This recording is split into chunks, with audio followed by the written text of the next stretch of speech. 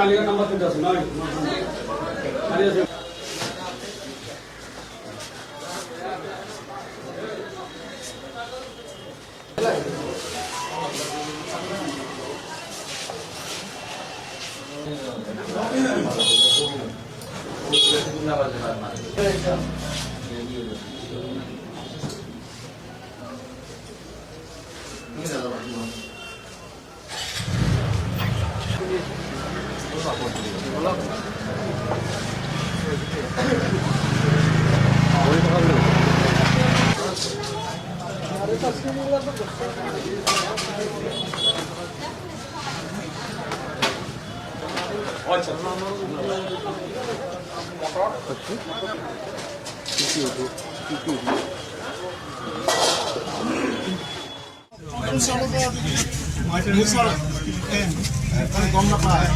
গম নাপায়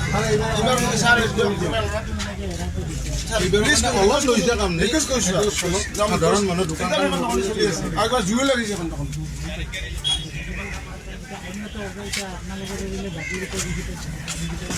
এইবাৰৰ কাৰণে ছাৰ চবকে কনচিডাৰ কৰি দিম যাতে নেক্সট টাইম